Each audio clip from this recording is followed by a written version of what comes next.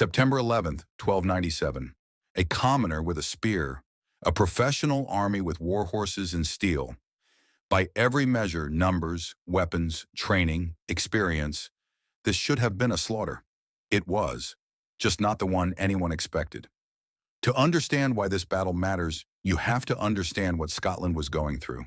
King Edward the First of England, the man history would call the Hammer of the Scots, had spent years systematically dismantling Scottish independence.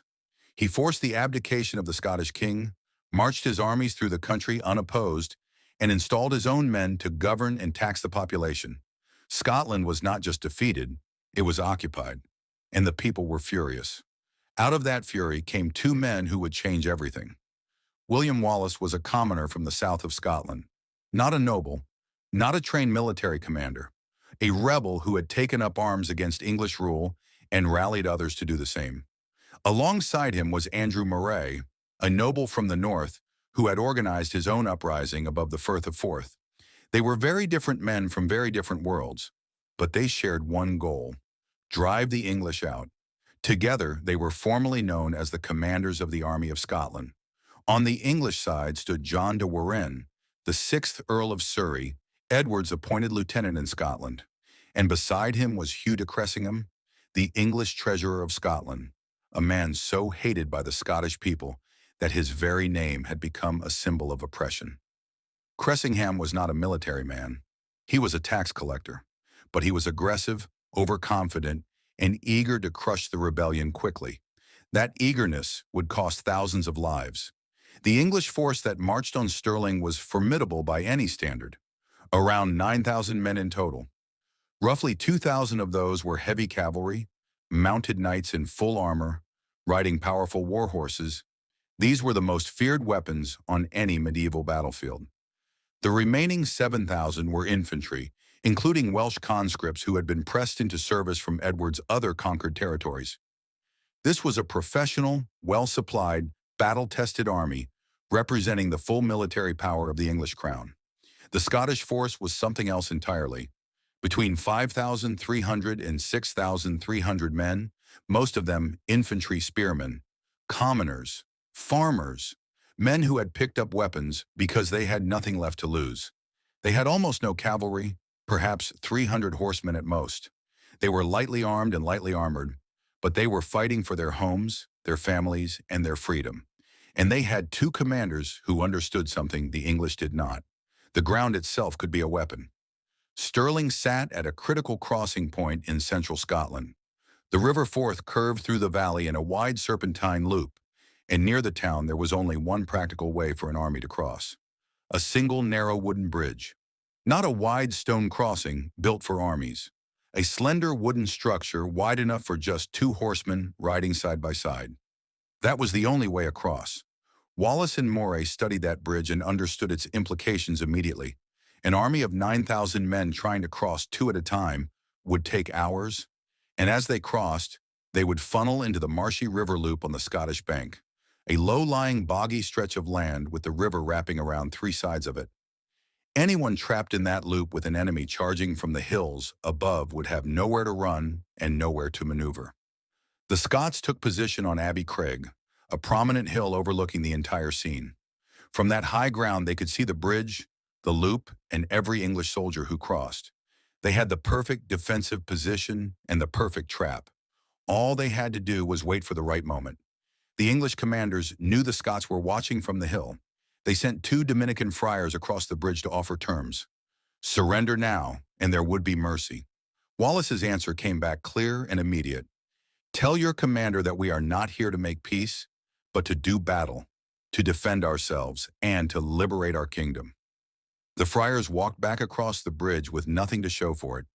What happened next reveals everything about the English command that day. Legend holds that the English actually began crossing the bridge multiple times that morning, only to be ordered back each time. Once, because the Earl had not yet finished his breakfast. Another time, because there was still debate among the commanders about tactics. Meanwhile, thousands of Scottish spearmen sat on the hillside watching and waiting. The hesitation and arrogance of men who could not conceive of defeat was already costing them their best chance. Some of the English commanders even suggested crossing at a nearby ford further downstream, which would have allowed them to move more troops across at once and outflank the Scottish position entirely. Cressingham dismissed the idea. It would take too long and cost too much money. He wanted a direct crossing. He wanted it done quickly. He got his way. When the English finally committed and began crossing in earnest, the Scots held their position. This was the hardest part. Watching the enemy pour across, knowing that every soldier who crossed made the English force on the other side larger, required extraordinary discipline. But Wallace and Moray understood the math. They needed enough English soldiers trapped in that loop to make the attack decisive, but not so many that the Scots would be overwhelmed. They waited until roughly half the English vanguard had crossed, perhaps close to 2,000 men, bunched together in the marshy ground with the river behind them. Then Wallace gave the signal. The Scots came down from Abbey Craig at a full charge. They used a formation called the Schiltron, a dense, bristling mass of spearmen packed tightly together with their long spears pointing outward in every direction, like a massive hedgehog made of men and steel. In open, flat terrain, schiltrons could be broken by a determined cavalry charge or picked apart by archers. But in that marshy river loop, the English knights could not build up the speed needed to break the formation. Their heavy war horses sank into the mud and lost their footing. The riders could not maneuver. The advantages that made heavy cavalry so terrifying on an open battlefield simply did not exist here. The Scottish spearmen tore into the trapped English soldiers with devastating efficiency. At the same time, a key Scottish commander, some accounts name him as a knight named Richard Lundy, led troops to seize control of the bridge itself. With the bridge captured and held, the English soldiers already across were completely cut off. No reinforcements could reach them. No retreat was possible. Then the bridge collapsed. Exactly how it happened is still debated by historians. It may have broken under the sheer weight of panicking men and horses trying to flee back across. It may have been deliberately cut or broken by the Scots as part of the plan. Whatever the cause, the effect was catastrophic for the English. Thousands of soldiers were now stranded on the Scottish bank, with a broken crossing behind them and Scottish spearmen in front of them. Many tried to swim the Forth in full armor and drowned. Others were cut down on the riverbank. The English position dissolved into chaos and then into massacre. Hugh de Cressingham, the man whose arrogance and impatience had driven the English into this trap, was killed in the early stages of the battle. He fell from his horse and was killed on the spot. Later Scottish chronicles, written with obvious satisfaction, record that the Scots stripped skin from his body to make belts and trophies. Whether that is literally true or embellished by storytellers, it captures how deeply he was hated. John de Warenne, the Earl commanding the English army, did not stay to fight. He fled. And he fled so fast and in such panic that he personally ordered what remained of the bridge destroyed behind him to prevent the Scots from crossing and pursuing his retreat. The man sent to hold Scotland for Edward I abandoned the field entirely. The scale of the English defeat was staggering. The chronicler Walter of Guisborough, writing from the English side, recorded losses of around 100 cavalry and roughly 5,000 infantry killed.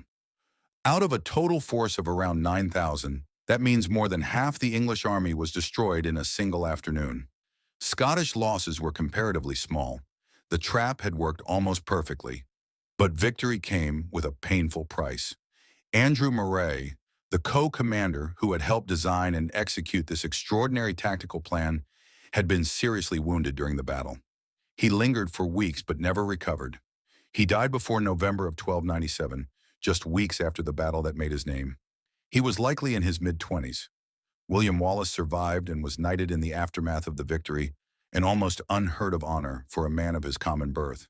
He was named sole guardian of Scotland, the protector of a kingdom that had just proven it could fight back. The victory liberated most of Scotland from English military control, at least temporarily. Scottish garrisons expelled English forces from town after town in the weeks that followed. The broader significance of Stirling Bridge echoed far beyond Scotland. It demonstrated that infantry, ordinary men with spears in the right terrain, could defeat the most feared military force of the age. It showed that tactical intelligence and patience could overcome raw numerical superiority.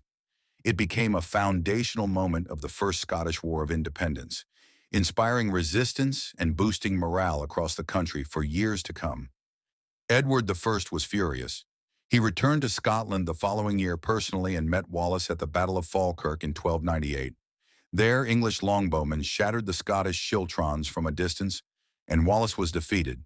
He would eventually be captured and executed in 1305, but the cause he fought for did not die with him. Robert the Bruce picked it up, and Scotland would eventually win its independence. The wooden bridge at Stirling is long gone. The stone bridge that stands there today was built in the 15th century and sits slightly downstream from the original crossing. But Abbey Craig is still there, and on its summit stands the Wallace Monument, a Victorian tower built in the 1860s to honor the man who stood on that hill and waited with discipline and intelligence for exactly the right moment to unleash everything he had. Braveheart showed you a wide-open field charge, blue face paint, and Hollywood drama. The real story is quieter and more brilliant than that. It is two men standing on a hillside, watching a narrow bridge, and understanding something their enemies never did. The bridge was not an obstacle, it was the weapon. And on September 11th, 1297, William Wallace and Andrew Moray used it perfectly. This is history, unfiltered. Follow historian archivist for more.